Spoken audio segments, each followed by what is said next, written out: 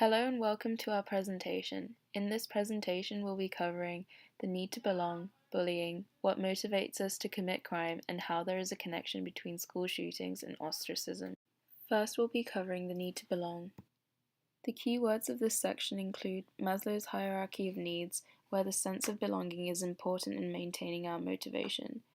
Emotion, a lack of or sufficed social interaction makes the person feel good or bad about themselves. Such emotions could include sadness and loneliness when ostracized or happiness when accepted in a group. Instinct, we are naturally drawn to people to create bonds with others to satisfy our fundamental needs of feeling accepted in society or a group. Our need to belong is a fundamental human need to feel accepted and recognized by peers. We are social animals, so therefore socializing is amongst a handful of basic requirements. It helps us gain a sense of well-being and increase self-esteem. It is also the third tier in Maslow's hierarchy of needs, which signifies its importance in human motivation. Our need to belong has been evident from the early days of humanity. For example, ancestors found that working together to hunt and protect increased the likelihood of survival. Those who formed bonds with others were more likely to reproduce and co-nurture their offspring until maturity. Also, the bonds between the offspring and the parents were important in order to keep them close for protection. But what if we're left out? The term ostracism is used to describe someone who is being excluded from a group or society. Since we are innately social creatures, exclusion and rejection can lead to loneliness, aggression, anger, physical and psychological pain, as well as low self-esteem. In the past and present, ostracism has always been a sign of negativity.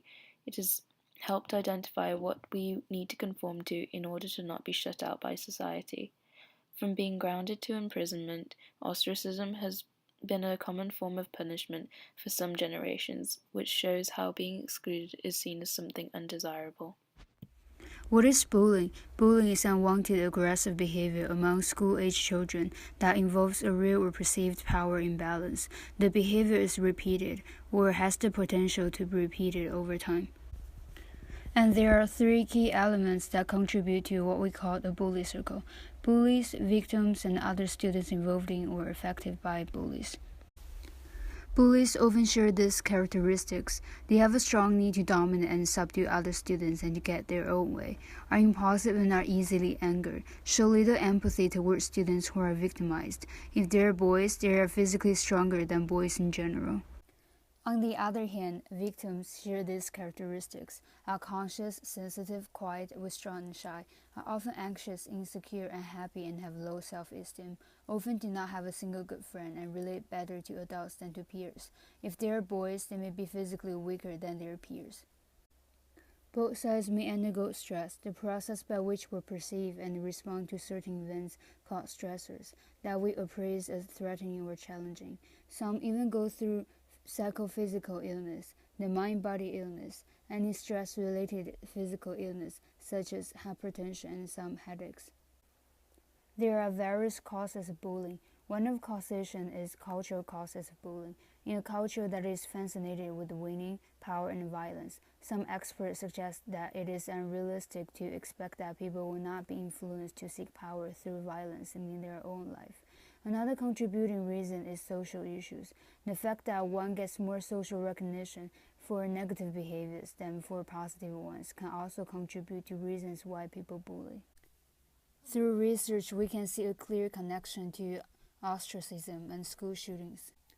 Psychological theory and research support the speculation that social rejection may be associated with aggression.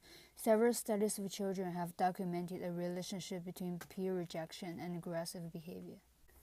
In analyzing an attack at Columbia High School in Littleton, Colorado in 1999, several commentators suggested that at least some of the school shootings may have been precipitated by rejection by schoolmates or others. One newspaper noted that perpetrators of school shooting uniformly had felt like outsiders touted by peers. The third one in our video is what motivates people to commit crimes. There are three keywords in this topic. Motivation, the need or desire that propel a behavior toward a goal. Drive reduction theory, internal or external factors make an aroused state and thus moves us to satisfy their drive. Stress, the process by which we perceive and respond to certain events. We often appraise it as a challenge. So, what factors motivate people to commit crimes? Throughout history, people have tried to explain what causes crime. Nowadays, researchers discover that committing crimes relates with criminals' genes. Researchers found that identical twins were twice as likely to have similar criminal behavior than fraternal twins. Hugh Callison put forward his theory that criminals are, by nature, impulsive. Therefore, they are more likely driven by their negative emotion, such as anger, fear, and stress. Then another theory is called Freud's theory. According to his pleasure principle, people have unconscious biological desire to fulfill our needs. If our needs could not be acquired legally, people would instinctively try to do so illegally.